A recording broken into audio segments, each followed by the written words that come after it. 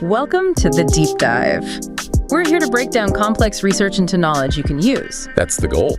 And today, we're doing something pretty fundamental, I think. We're tackling federalism, but specifically trying to get back to how the founders originally designed it, like stripping away everything that came later. Exactly. It's often framed, especially around bicentennial discussions, as this need to return to first principles. Okay, what does that really mean in practice? Well, it means doing the hard work of looking past, maybe 2 centuries of court decisions, political habits, congressional actions, and seeing the Constitution as the people who wrote and ratified it understood it. Right. And for this deep dive, we're leaning heavily on Raoul Berger's work, specifically his book, Federalism, The Founder's Design. He really champions that originalist view. He does. And the core idea we want you, the listener, to really get a handle on is this. The Constitution, in its original conception, wasn't forming a nation from scratch. It was a compact, an agreement made by sovereign states. States that already existed. Precisely. And they were delegating only very specific limited powers to a new federal entity, basically an agent. And this is key. They saw the authority of the states as the main protector of individual liberty. So to truly understand that design, we have to adopt a specific way of reading the Constitution. Berger calls it originalism or intentionalism. Yeah, those are the terms. The idea is that anyone interpreting the Constitution, especially judges, should be bound by what the document actually says, as it was explained and understood by the founders during the ratification debates. Stick to the 4 corners of the text and its original meaning. That feels like a really important distinction. It forces you to set aside what we think it should mean today, or what some court case decided 50 years ago. It does. It shifts the focus entirely to history. It's like that famous historian Rankit said. The job is to tell it as it actually was. You look at a written document, like a contract or a will. Its whole point is to express what the writers intended. The goal, then, is to make that intention effective. And if we lose that original intention, if we just say, well, times change, what's the risk? Madison had a pretty stark warning about that. He basically said, if the meaning accepted by the nation when it ratified the Constitution isn't our guise for interpreting it, well, then there's no security that its powers will be used faithfully. So losing the original meaning means losing the limits? Essentially, yes. The limits become flexible, potentially arbitrary. It opens the door to the government defining its own powers. Okay, so this sets up the central conflict Berger tackles. The founders aimed for liberty, guarded by state power. But now we see, what does he call it? National consolidation. Right. That's the term he uses for the trend of power accumulating at the federal level, threatening that original balance. So to unpack this, we need to go back. Trace how we got from these completely independent states, deeply suspicious of central power, to the federal system they eventually agreed on. Exactly. We start with the foundation, the states themselves. Let's do that. The sovereign foundation. It's almost counterintuitive sometimes because we learn about the birth of a nation, but the history shows the states were definitely here first. That's a historical fact that often gets glossed over. The colonies declared independence as individual states. They didn't suddenly merge into one thing. The idea that the nation created the states is historically backwards. The states created the nation, or rather the federal government. And the conditions at the time really reinforced that separateness, didn't they? The sheer size of the country. Oh, absolutely. You mentioned Madison's quote about Georgia. Yeah, that he knew as little about Georgia as Kamskatska. Right, which is, a remote peninsula in Russia. It perfectly captures the parochialism, the local focus. People were Virginians, New Yorkers, Georgians first. They deeply distrusted the idea of giving power to people, as one delegate put it, living 1,000 miles distant. It wasn't just a feeling, it was legal reality. They declared themselves free, sovereign, and independent states before they even drafted the Articles of Confederation. Correct. They held powers like waging war right from the start, individually. So the Articles of Confederation, when they finally came along in 1777, were really just confirming that reality. Pretty much. Article 2 is explicit. It says, each state retains its sovereignty, freedom, and independence, and every power, which is not by this confederation expressly delegated. Notice that word, expressly. Retains, so they already had it. And expressly delegated sounds very restrictive. It was meant to be. The whole thing was understood as a league of friendship, not a unified government. The central body under the Articles was weak, couldn't really tax or enforce much. It was more like a coordinating committee for sovereign states. Which, okay, leads to the big question. If they were so committed to this loose league, why even have the Constitutional Convention? Why change? Well, because that league of friendship, while reflecting their desire for state control, was, frankly, failing. It wasn't working practically. The central government couldn't manage currency effectively, couldn't set uniform trade rules, couldn't compel states to contribute to defense. Things like Shays' Rebellion really highlighted the instability and weakness. There was a clear need for some kind of stronger union. But, and this seems crucial, not consolidation. They needed union, but they weren't ready to give up being Virginians or New Yorkers. Absolutely not. The Federalists, the ones pushing for the new Constitution, knew they couldn't just steamroll the states. The attachment people felt to their state governments was incredibly powerful. Any attempt to create a single national government absorbing the states was politically dead on arrival. So the ratification process itself had to reflect that. It wasn't we the people as one mass, but the people acting within their separate states. Madison himself, a key architect of the stronger government, admitted this. He said ratification came from the people as composing the distinct and independent states to which they respectively belong. The structure had to be federal, respecting that reality. John Dickinson had a good way of putting it, didn't he, about finding the right balance? He did. Dickinson really pushed for maintaining state power. He said the solution had to be a combination of republics where each state retains its supreme sovereignty except for those specific powers that absolutely had to be given to the Union for it to function. Retaining sovereignty, that's the key phrase, which brings us to the actual design they settled on. This idea of dual sovereignty, two supremes. Which was a pretty radical idea conceptually. The traditional thinking was sovereignty is indivisible, can't have two ultimate authorities in the same place. So how did they counter that? The Anti-Federalists must have hammered that point. They did. They asked, how can two supreme powers coexist? But Hamilton, arguing for ratification in New York, tackled it head on. He basically said that theory is false. Supremacy isn't absolute, it's relative to the objects of power. Meaning, if you clearly define separate areas of responsibility, separate spheres, then you can have two authorities, each supreme within its own sphere. Okay, so the promises made during ratification were all about defining those spheres clearly, assuring people where the lines were. Yeah. Exactly.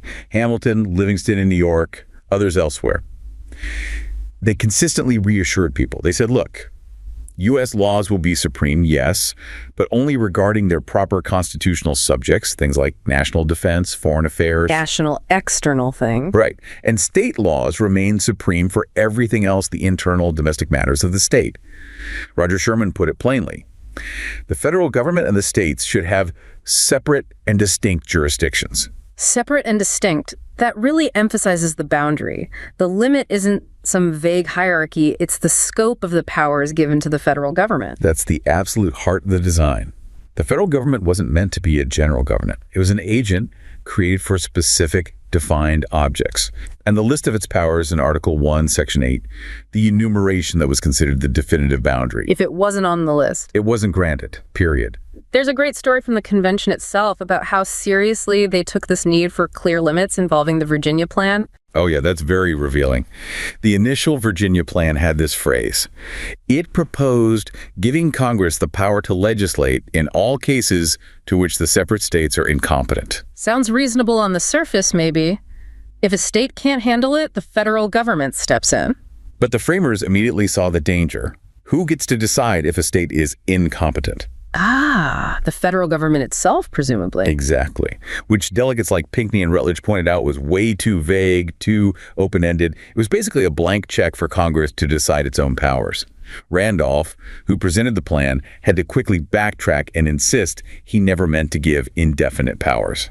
So that pushback against vagueness led directly to the detailed list we have now. Yes. They rejected the incompetence standard and instead undertook the much harder task of specifically enumerating the powers. They wanted precision precisely because they feared unchecked central authority. They just fought a revolution against it. Okay, let's nail down those spheres as they were understood then. Federal powers. What fell into that bucket? Madison, in Federalist 45, described them as few and external. Think big picture, national level stuff. Peace and war, treaties, coining money, regulating commerce between the states and with foreign nations. Things mostly related to, as he put it, money and dealing with the outside world. So not the day-to-day lives of most people. Not really. The impact was expected to be pretty limited on the average person's daily affairs. And the state sphere, that was everything else. Pretty much. Madison called it the residuary and inviolable sovereignty over all other objects. Chief Justice Marshall later referred to it as that immense mass of legislation. Immense mass, that says a lot. What kinds of things are in that mass? Basically everything concerning the lives, liberties, and properties of the people and the internal order, improvement, and prosperity of the state. Think property law, contracts, crime, family law, education, local infrastructure, public health, all the stuff that directly shapes community life. The idea that a distant federal government would handle that seemed absurd to them. Given how limited the federal role was supposed to be, it makes sense the states demanded extra assurances, constitutional safeguards, right? Which brings us to the 10th Amendment. Absolutely crucial. The demand for something like the 10th Amendment was huge during ratification. Many states basically said, we won't ratify without it. It reserves powers not delegated to the federal government back to the states or the people.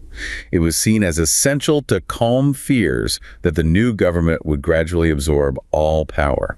It was the explicit guarantee that those residuary state powers were meant to be safe. Inviolable, as Madison put it. The whole structure depended on the federal government sticking to its few defined tasks, and the 10th was the firewall. But you hear it dismissed today sometimes, don't you?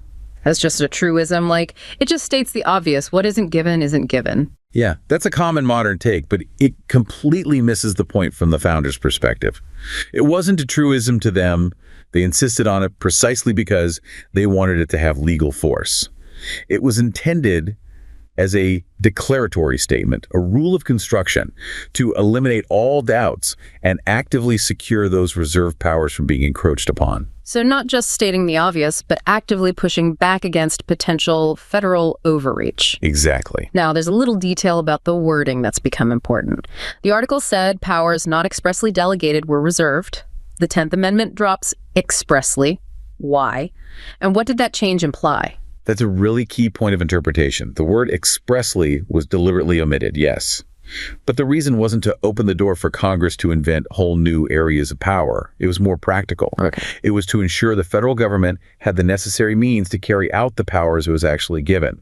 They didn't want the government hamstrung like under the articles. Can you give an example of that? Means versus ends. Sure. Think about the power to wage war or conduct foreign policy.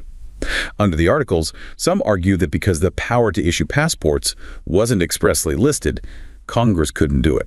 Even though it's obviously related to foreign affairs and travel during wartime. Right. It's a necessary means to achieve a clearly granted end. So the framers dropped expressly to allow for these kinds of implied means things directly necessary to execute the list of powers.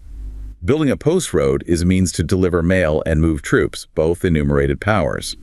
But it didn't mean Congress suddenly gave the power to regulate, say, local farming just because farm goods might eventually use that road. The end has to be on the list in Article 1.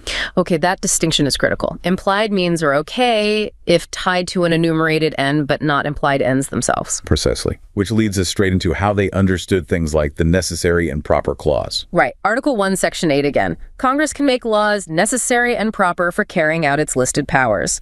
That sounds potentially broad. How did they try to keep that limited? They had to. If necessary and proper meant Congress could do anything it thought was helpful, the whole point of listing specific powers would evaporate. Hamilton and Madison, they both assured the ratifying conventions that this clause wasn't granting some new independent power. So what did it do then? It simply codified the principle we just discussed. If you give the government a legitimate end or power, like raising an army, you implicitly give it the appropriate means, like drafting soldiers, buying supplies, building forts, needed to achieve it.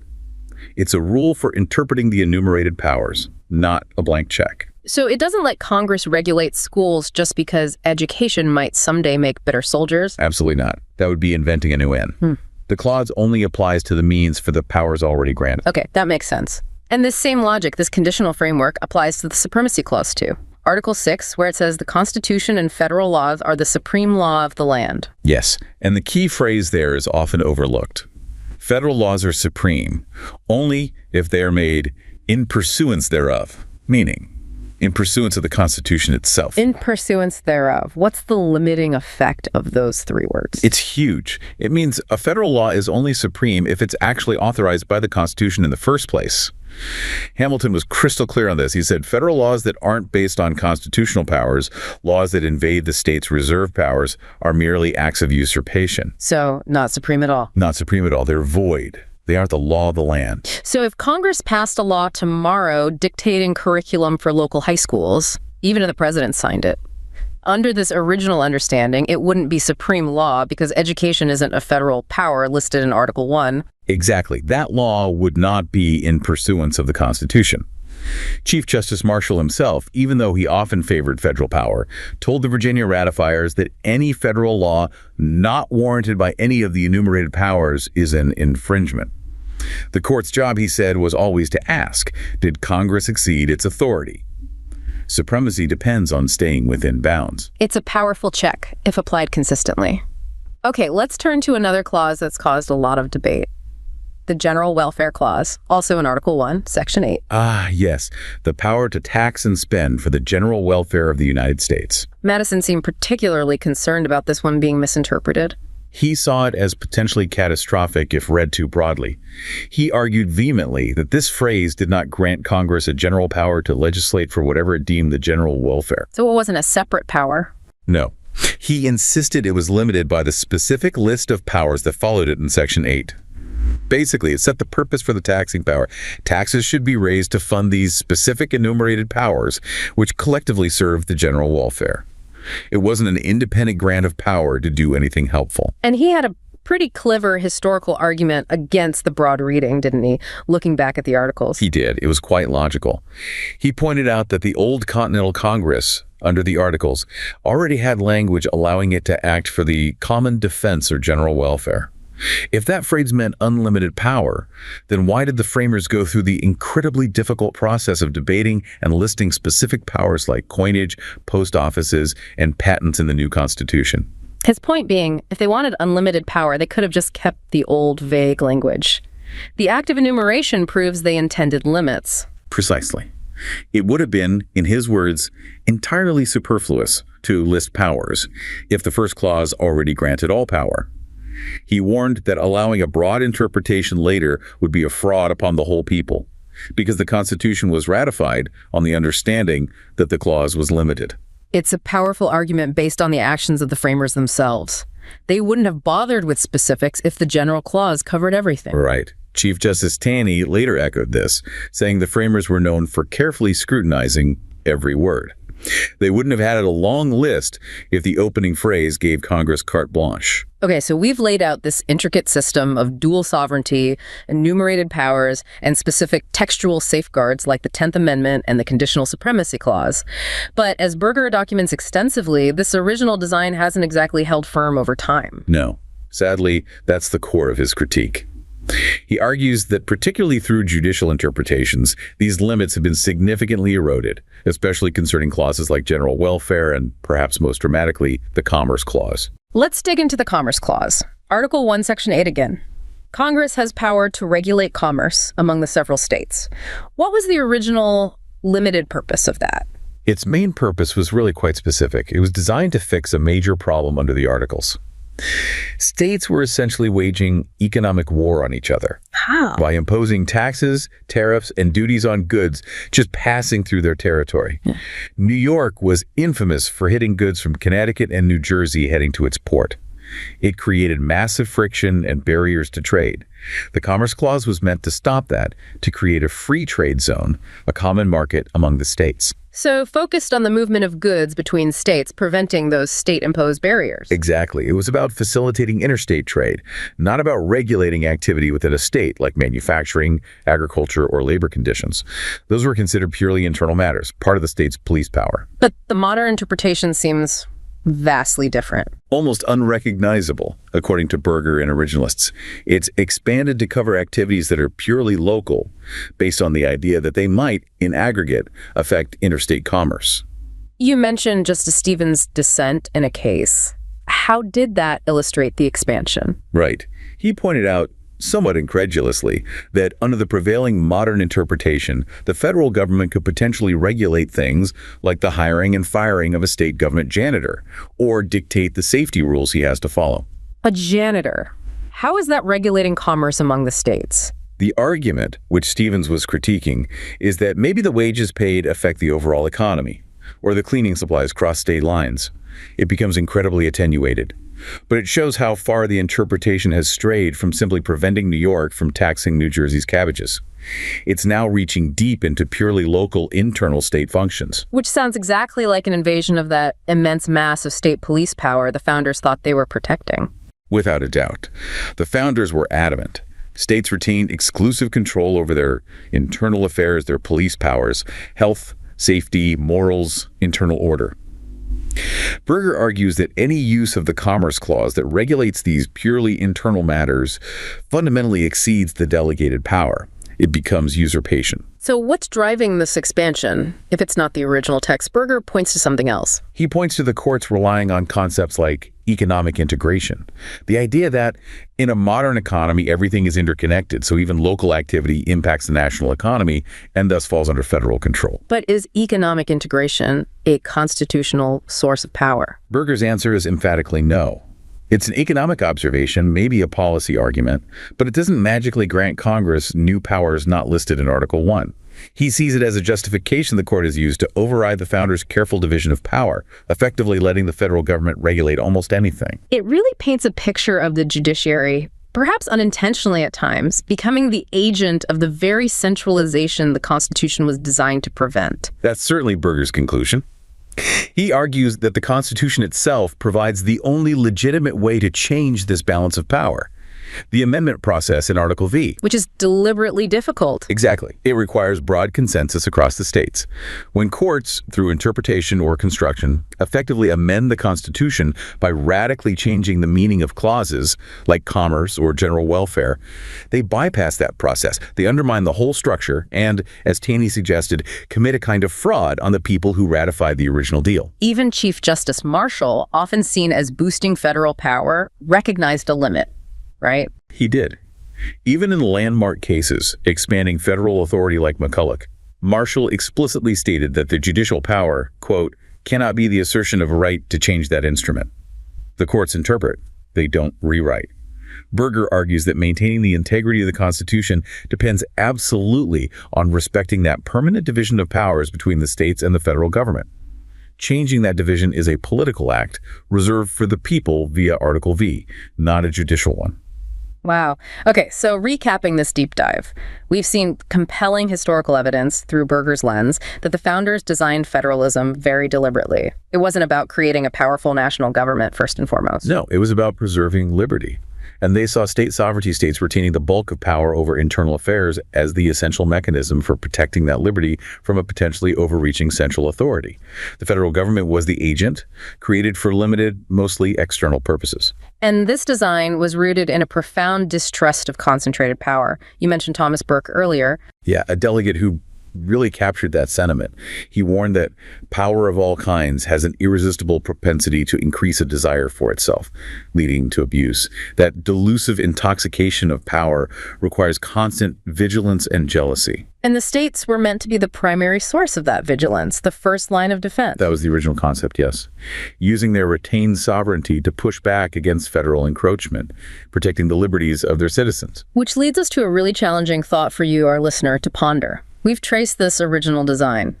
Enumerated powers, dual sovereignty, safeguards like the 10th Amendment, the Conditional Supremacy Clause.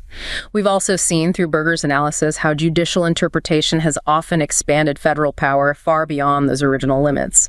George Washington, in his farewell address, gave a stark warning. Let there be no change by usurpation. For though this, in one instance, may be the instrument of good, it is the customary weapon by which free governments are destroyed. A powerful warning. So here's the question. Given the vast expansion of federal authority we see today, and acknowledging that relying solely on the courts to enforce those original limits has proven, well, unreliable at times, what practical mechanisms actually remain for the states, or the people within them, to enforce Madison's vision of inviolable state sovereignty? Beyond just filing lawsuits, what leverage political, financial, cooperative might states realistically use today to push back against federal overreach and reclaim some of that balance envisioned by the founders? Something to think about. Well, that's about all the time we have. You've been listening to the deep dive from Wake Up and Smell the Freedom, where ideas percolate. Thanks for joining us as we continue to explore the ideas that shaped liberty and continue to shape us today. Remember, the pursuit of liberty begins with understanding, and understanding begins with asking the right questions. Until next time. See you next time.